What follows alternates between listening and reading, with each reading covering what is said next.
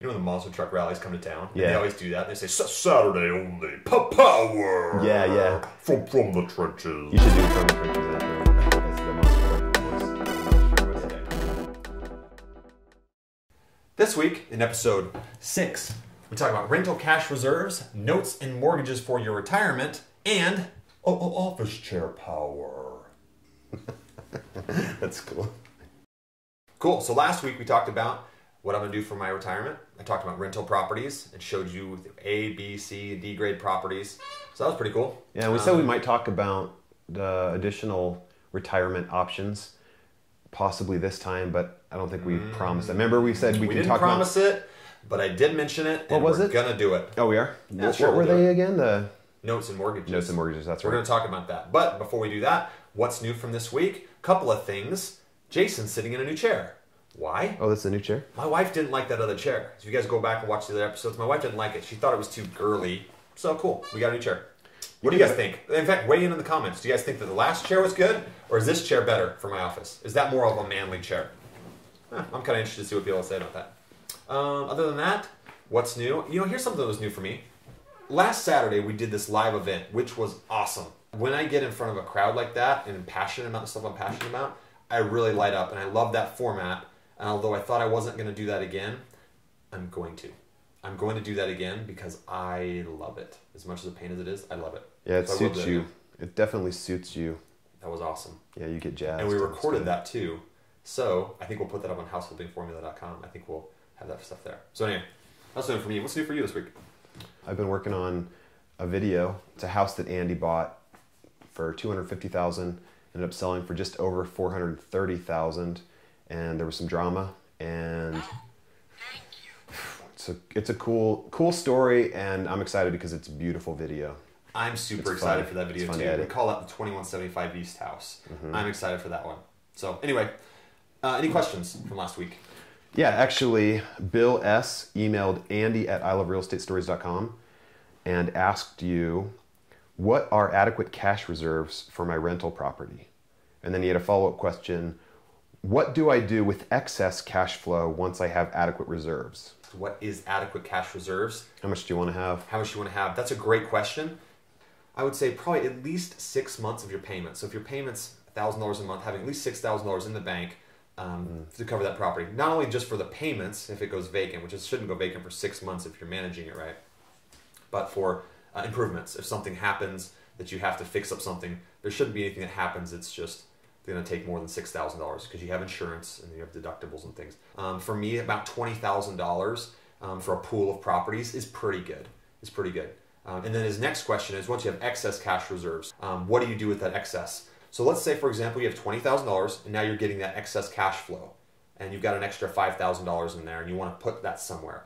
You can save up that $5,000 or more for another down payment on another rental property if you're aggressively trying to grow your portfolio. If you've got enough of your portfolio, you think, I don't need any more rental properties, at that point you might want to consider using that excess cash flow to pay off one of your rental properties, and that could be your highest interest rate, or that could be your lowest balance so that you can compound that growth, so then your cash flow grows even more.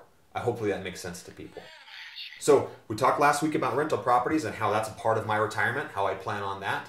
This week, I want to show you guys what I talked about last week. Notes and mortgages is also something I plan for my retirement and something that I do right now in my life as well. So we're going to have to go to the whiteboard again for that, and I'll show you what I'm talking about. Okay, so I can already hear you thinking, where are you going to get these notes from, Andy? Okay, so there's two different ways you can get the note, right? Number one, you can create a note. And we'll talk about that in a second. Or the second way is, notes that are already created, you could buy one of those by existing. And in my mind, that's a little more of an advanced strategy. I like the idea of creating notes because you have a little bit more control. You know the property and you know the borrower, okay? Now when you're creating a note, you're gonna make money in a couple of different ways. You're gonna make money with what's called points. You may have heard people talk about points before. And you also make money on interest. Now most people understand the interest element, but the points element is this. It's nothing more than a percent. A point is a percent. So in our hypothetical example of a $100,000 house, or $100,000 loan against a house, if somebody says, I'll loan you the money at 2 points, as soon as I hand you that $100,000, you owe me 102 now, because you agreed to borrow it at 2 points, okay? The interest rate varies too, but the interest rate is whatever rate you're paying on this $100,000, right? So if I loan you the money at 2 points and 12% interest, you're paying 12% interest on the full balance. And let's just say it's $100,000 for easy math. So that means you're paying 12% interest on $100,000 equals $1,200 a month. What am I looking at right now? Now I'm going to give you the advanced level. You ready for this advanced level? Okay, I've got a house. That is a rental house for me. This is an actual house. It's an actual house. And this rental house is worth at least $200,000, okay? And I have this rental house rented out for $1,300 a month. So you guys will remember from last week that this is an A-grade property, which is what I want for my portfolio, right? I'm making this money. I get this in my pocket every month, or I get 60% of that in my pocket every month, right? Because we talked about that last week. But I own this house free and clear, so that equity sitting there is dead to me, right? Wrong. Here's your advanced strategy. I've got an equity line from the bank set up against this property. In a first position, the bank has loaned me. They've given me a $150,000 equity line, which means that at the drop of a hat, I can borrow that money, and they're giving me a really good rate because it's a low-risk loan for them. 3.5% is what I'm paying on this equity line, okay? Now, what I've done is, if somebody comes to me and they've got an opportunity, specifically, they want to borrow money on a note, right? Say that somebody comes up and says, I've got this opportunity to buy this house for $120,000, and I'm going to fix it up and flip it and sell it for $200,000, and I need the money tomorrow. And I say, great, I'll loan you $100,000 against the house you're buying for $120,000. So they put $20,000 down, safe loan for me, right?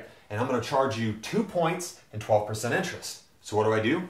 Go to my equity line, sweep out $100,000, loan them the money at 2 points, which gets me $2,000 in my pocket, 12% interest, which gets me $1,000 a month. Meanwhile, I'm paying 3.5% to the bank.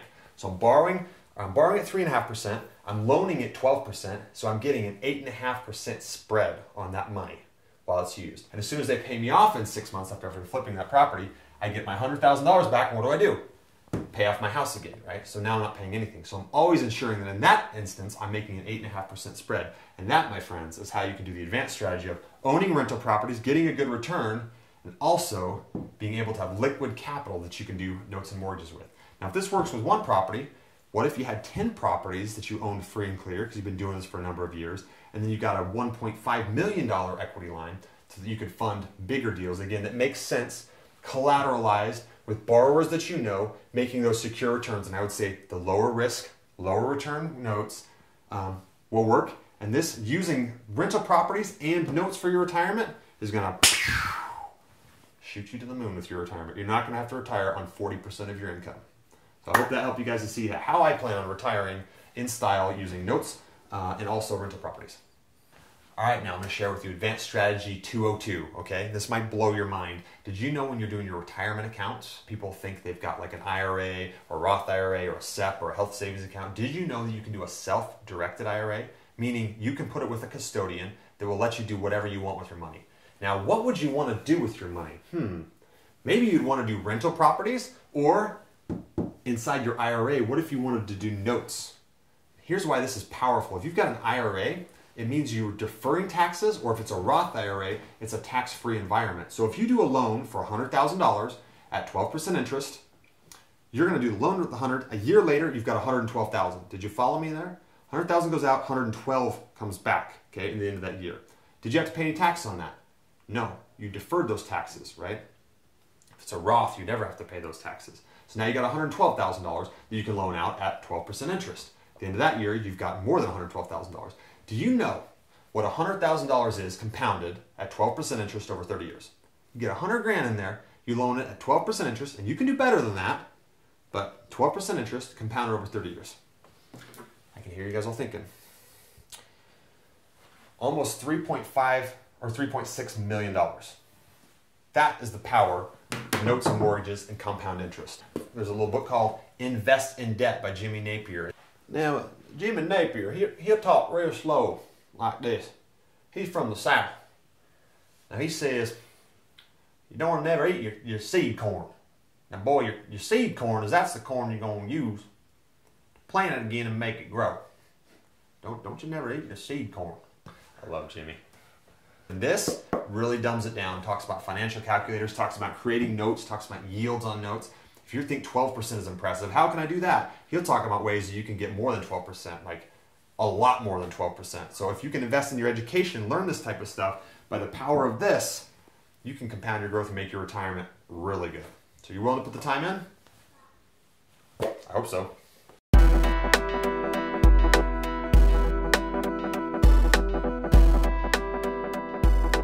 Hi everyone, I'm Olaf, and I like warm hot. I have a question for you guys. I need your help. Which chair do you like better? Do you like the brown chair or do you like the white chair from the previous episodes? I have to go back to the previous episodes and see. So hit me in the comments whether you like the white one better or the brown one better. Or if you would rather talk about retirement strategies, let me know what your plan for your retirement strategy is. Are you using rental properties, using notes and mortgages, both, neither? I'd like to know. So hit me in the comments.